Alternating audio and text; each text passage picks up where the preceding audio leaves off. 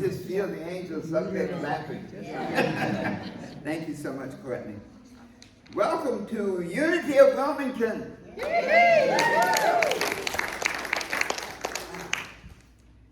What a magnificent day. Thank you, all of our guests. I see my good friend. Thank you so much, Andre, for being here. And some other friends of mine. Wow. You know, this is a great day, the first Sunday in June, to really help us get centered on where we need to go for the rest of the year. And so those online, I like to say on television, TV ministry, like, yeah, right, you and Reverend Knight. Yeah.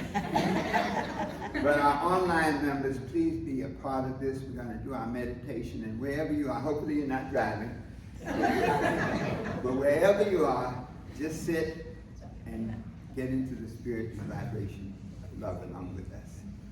So let us prepare for our message today. Sit straight up in your seats.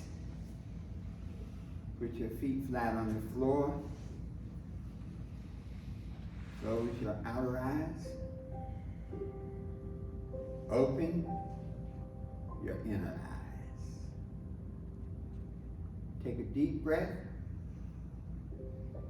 Hold it. Let it out slowly.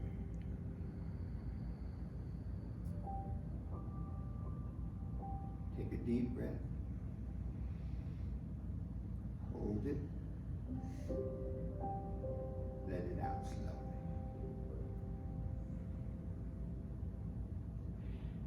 And in this space of peace and relaxation,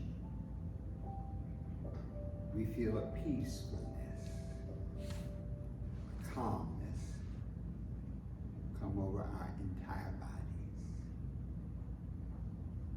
The top of our head, to the tips of our toes. Take a deep breath. Let it out slowly.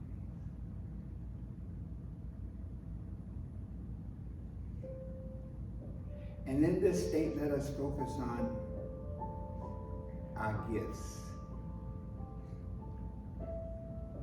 Those special talents and skills that God has blessed us with. Each of us has a special gift, an individual gift, a personal gift. And just focus on that gift for a moment and let that gift remind you of your own greatness. Maybe it's the gift of kindness.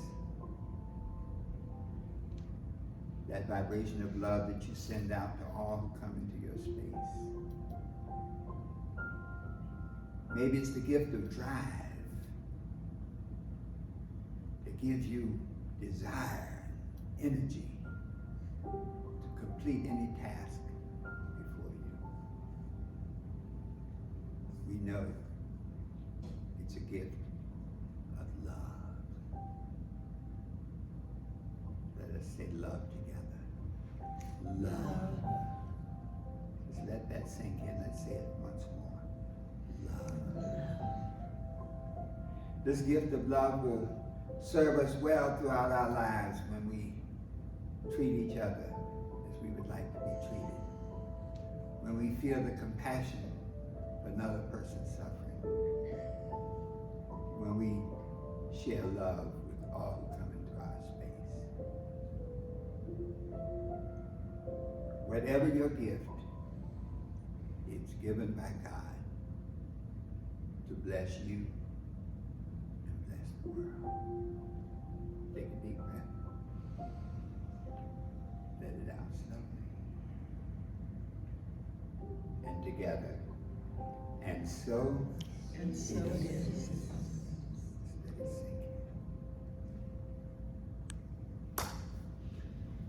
Wow. What a beautiful Sunday. This is the first Sunday of the 6th month, and I want to thank all of you for being here in the sanctuary, and thank you for being here online. And just acknowledging our visitors and all of the volunteer teams, the welcome team, Gail and your team, everybody. Did you notice when you came in, everybody was smiling and beaming? Yeah. Well, the welcome team is on the case. Thank you so much. Let's give the welcome team a hand. But you know, that sets the tone. This message today is very special because as we begin to move into the next part, can you believe that this is the 6th month of the year? I mean, I look around like, where did the rest of the year go? Did I miss the memo? But that's what happened. And so as we begin to go forward, I'd like to sort of put us in a vibration so that we'll be open and receptive to our teachings today. I love the call and response to let you tune into what we're saying and what we're sharing. So if I say, how do you feel today? You say, great, let's try that. How do you feel today? Great. Let's do love. I feel that love vibration. How do you feel today? Love. Y'all very good. Give yourselves a hand. You know, this audience would be like background singers to the vibration of the world. That kind of energy. Wow. We also love affirmations, which tie down our message. You know, at Unity, one of our purposes is to help uplift you and give you a bigger expression of your life, and we do it by training and by learning principles. And affirmations are a way to reprogram ourselves and tell ourselves who we are. You know, sometimes we'll be surrounded by people who are telling us something else. You know, my mother was like a negative motivator. You know, if you have negative motivator people, you know, like, you can't do it.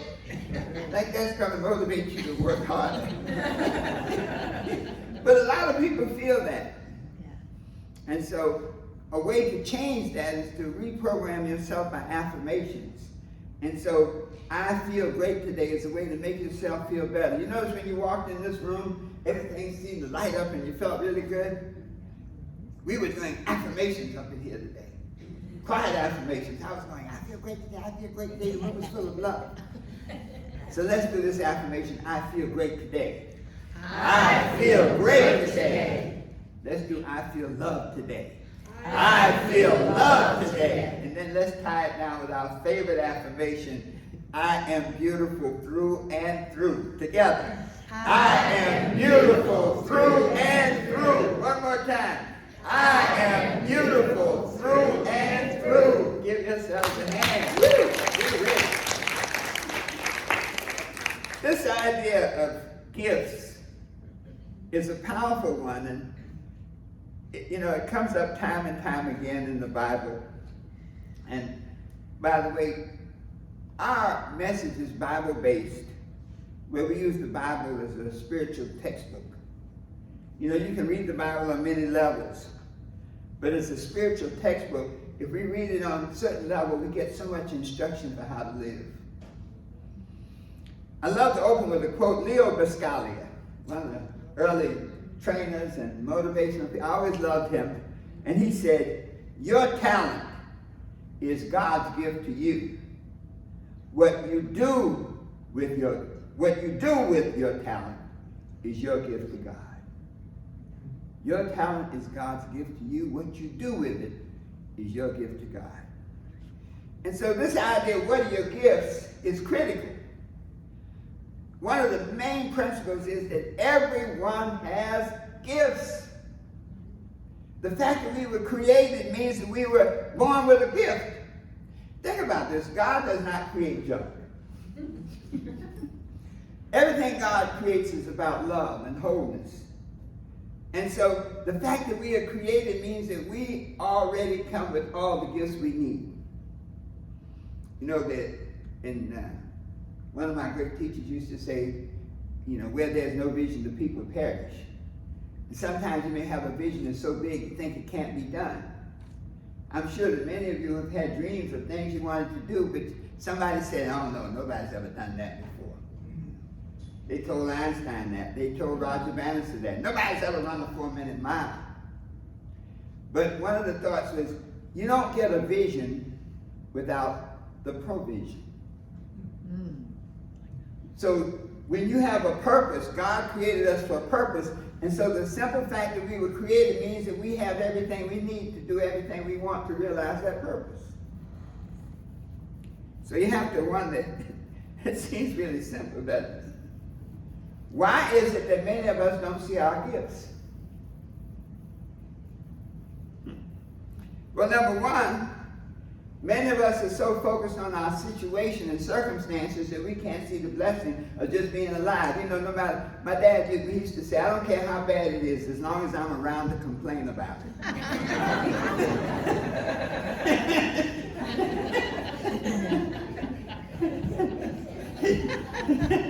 When we were kids, Alan, these young folks may not remember, but we used to do the atomic bomb drills. And they'd tell you in school, you know, to climb under your desk and kneel down as the bomb goes off. And my dad used to say, look, as long as I'm around to say, what was that? I'm good. So we are created with a purpose. And sometimes our background and our situation clouds our vision of that purpose. Clouds our vision of the gifts that God has given us. Sometimes we don't even believe we have a gift because of what other people have told us. You know, a lot of us are eagles raised by turkeys. Now, not that the turkeys are bad people. Everybody is who they are. But there are many of us raised by people and families. I mean, my family, like I said, my mother was the greatest negative motivator in the world. My dad had enough sense to stay out of the way.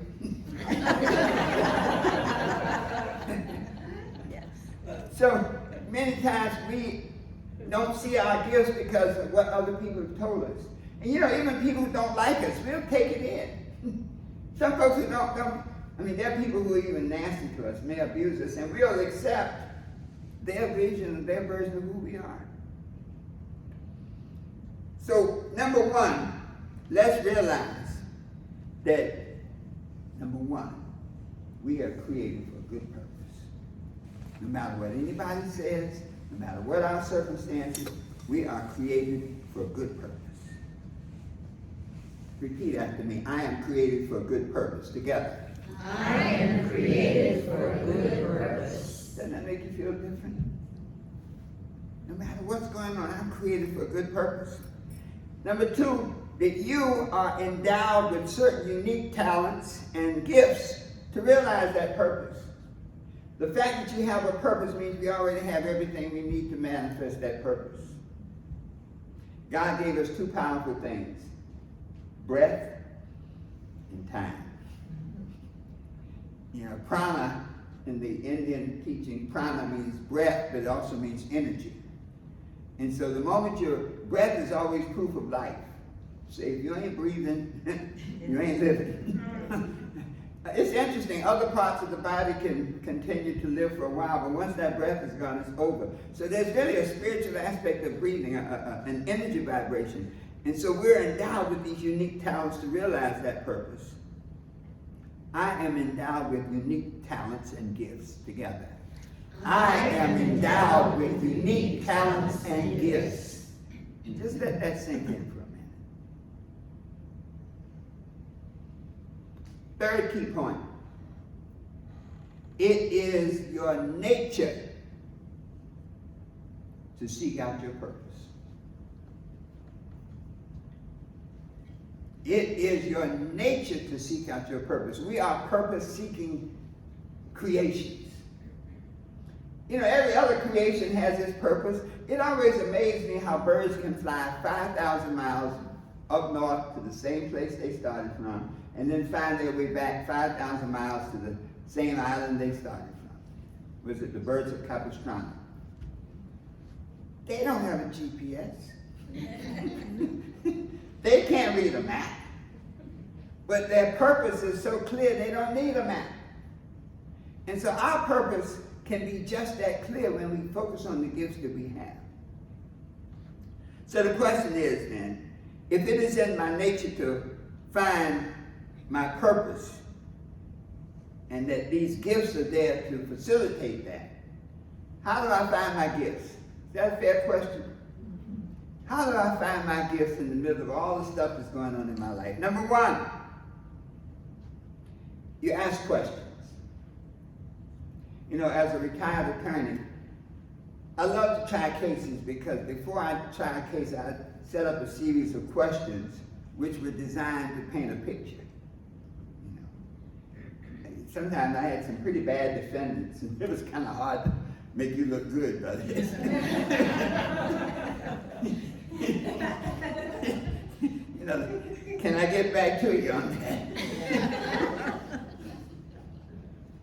So, questions are the key to discovering and finding our purpose and finding who we are and what we're about and finding our gifts.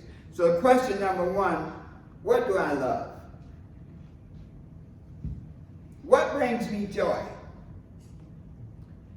And make a list of the things you love, a list of the things that bring you joy. And go back to even your childhood. Many times circumstances and situations can have us so off track that we forget what brings us joy. We wrote a song years ago and said, I lived the life of somebody else other than me. I mean, many times we live a life based on somebody else's expectations, so much so that we forget what brings us joy, what we love. So to find your gifts, make a list of what brings you joy. Make a list of the things you love. Number two, make a list of the things you do not love. I don't like to say, you know, in unity, your words have such power, but I say, make a list of the things you hate. It's like, that's a whole other vibration. Yeah. So let's do the things you do not love. And that's a powerful list. Because many times we get so involved with the circumstances that we forget what we don't want. You know, we can be in relationships with a person who does not love us because we just don't want to be alone. She said, well, what do you not love? I don't love being in a relationship where a person does not respect me and treat me with dignity. What do you not love? I do not love negative thinking. What do you not love? I don't love feeling insecure. And when you start making that list of what you do not love, that's a powerful list because it makes you be honest with yourself. And that, you know, in the philosophy of inquiry, there's certain, they say you ask 6 levels of questions to get to the truth. And so, is there anything else you do not love? Well, let me see. I don't love the fact that I drink a beer every hour and a half. I know people like that. I mean, I have some good workmen that I just had to fire them. They do great work, but they get drunk. And when they get drunk, a whole other person emerges. Do you know anybody like that? Yeah, when they have some out, they get, and it's like, who are you? But when you make a list of those things that you do not love, it helps you find out that list becomes stuff you want to get rid of. Stuff that's blocking you from your gifts. See, the things that block you from your gifts, I mean, they're like prison cells.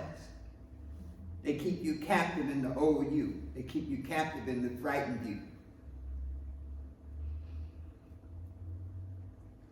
Remember this. Gifts from God are based on things you love. God does not give you stuff that you don't love. Stuff happens. You know, we have the yin-yang aspect of the world. But when you start looking for your gifts should always be centered on the things you love and not the things that you do not love. So let's look at some key points here. What you love, what you do not love, and that third question, what is your passion? You know, it isn't beautiful when you retire. I think everybody in this church, half the people here are retired, but yet they're working hard. Allison, I'm retired. But yet they're working hard now, but guess what? They're doing the things that they love doing. If you go down to Thalian Hall, you'll see Gail there as an usher to the plays. Right? I saw Gail, I felt guilty about dozing off. Somebody knows me. But isn't it interesting? Once you finish working, you volunteer in the areas that you love. And so what is your passion? Really put some time into what is your passion. A good way of saying that, what would you do for free? When you look at those things that you would do for free, that's where your gifts lie. See, your passion is really the vibration that drives you to your purpose. Whatever you're passionate about, you think of Mother Teresa. She was what, a nurse in the army, not affiliated with the church. But when she really found her passion was healing and helping people, being there for people who were suffering. And that simple thing made her a world icon. So what is your passion? What would you do for free? And make a list. You notice there's a common phrase here, make a list. In the Habakkuk, one of the shortest books in the Bible, 2nd chapter, the 2nd and 3rd verses, it says, write the vision, make it plain upon tablets, that he may run that readeth it. Though it may tarry, wait for it, it will surely come to pass. And this just says, anything that you write down takes a special place in your consciousness. If you notice you have a good idea as a singer, as a songwriter, I have a great hook.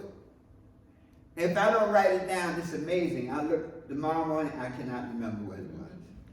That ever happened to you? Yeah.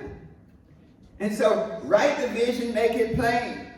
Chris is an incredible singer. You write your words out sometime? Yeah. It's funny, once you write it, it does something. It's crystallized in your mind. So this idea, make a list, is critical. 4th point. Now this is the interesting one. Ask your friends and family what they love about you. What they admire about you. What they like about you. You know, very often other people can see your gifts before you can. It's hard living sometimes, and you know, let's just say, no, it's not hard, I don't like the word. It's exciting living. Okay, we have to be careful about our words, because our words, as the Bible says, your words do not return void. So when you say it's hard living, you create that. So it's exciting. What do you like about me? Ask a person, and people you look up to and people who look up to you. And you'll be surprised. You think they like you because you're rich and good looking.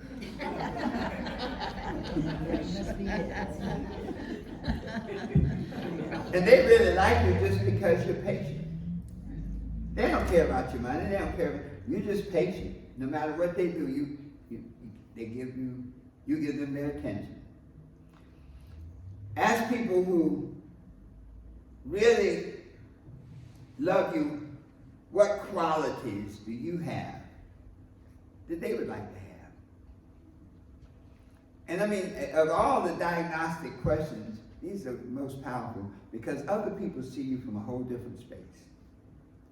So once you go through those exercises, those 4 things of recognizing you were created, recognizing what do you love, what do you not love, what is your passion, and then ask family and friends what they admire about you, make a list of those things, then you put it all together. And that's how you see your gifts. So there's 7 basic gifts. We're going to close that with the 7 universal gifts. And it's funny, these are the gifts generally that other people see that you may not see. The first gift is the gift of kindness. Kindness will get you what money won't get. Kindness can bring people to your aid, to your assistance.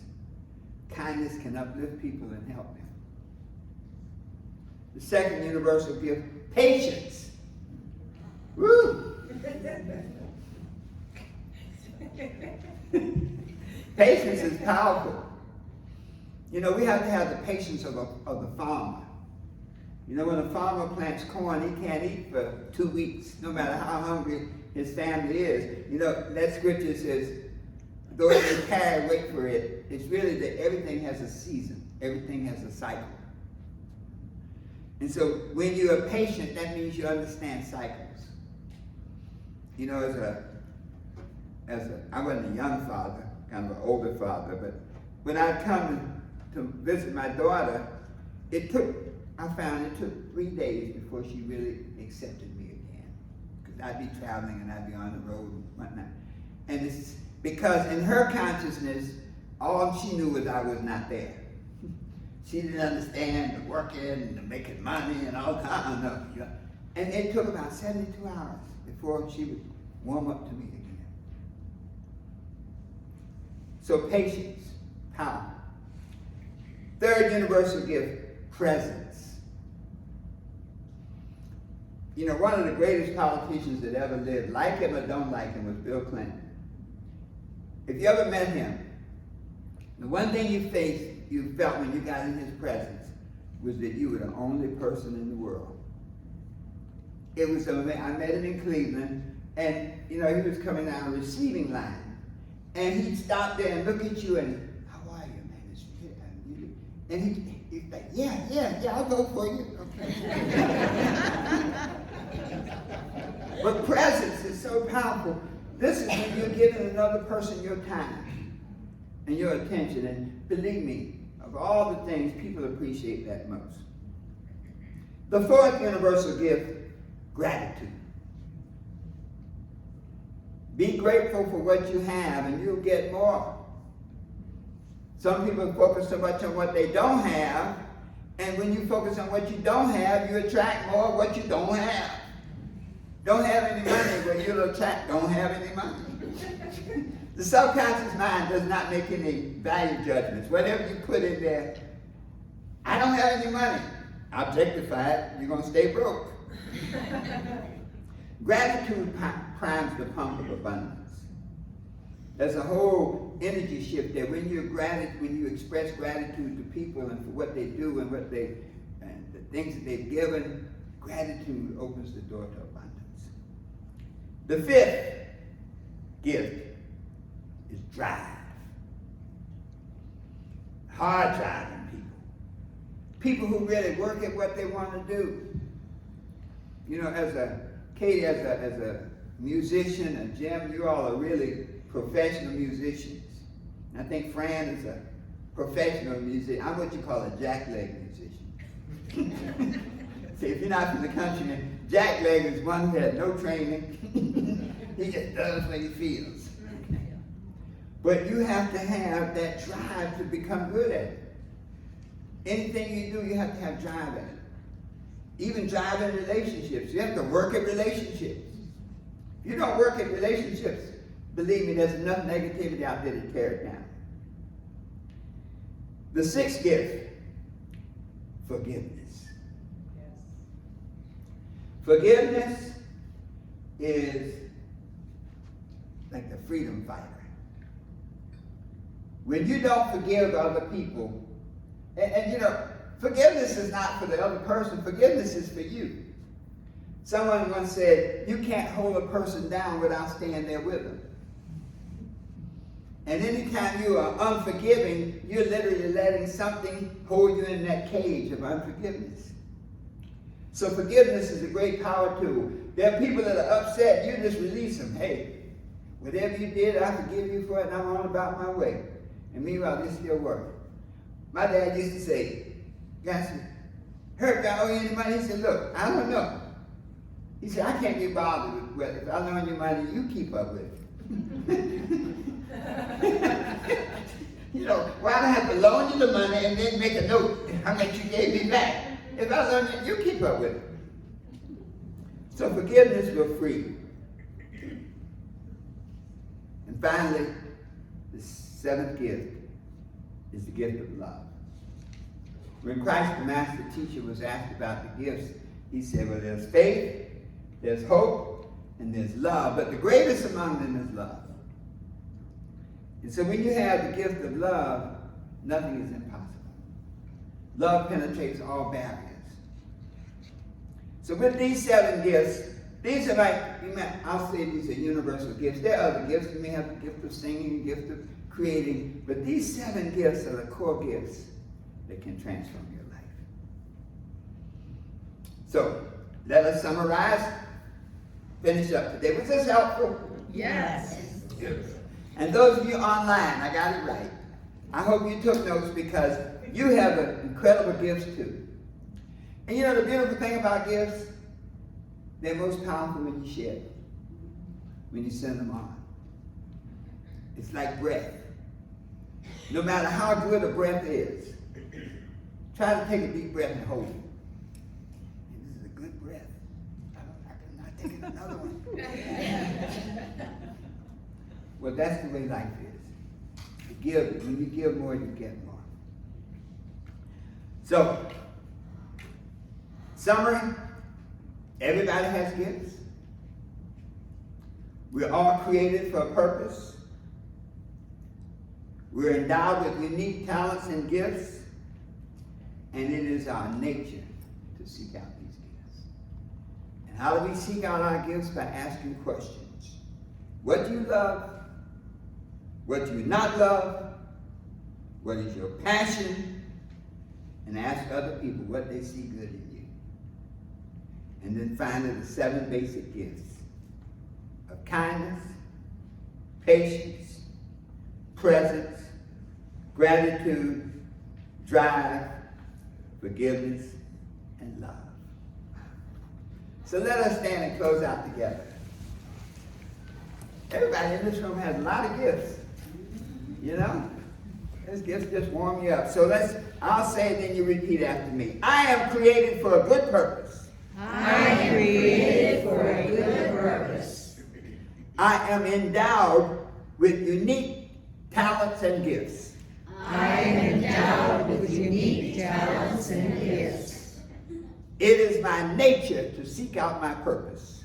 It is my nature to seek out my purpose. Where my purpose lies, I find my gifts.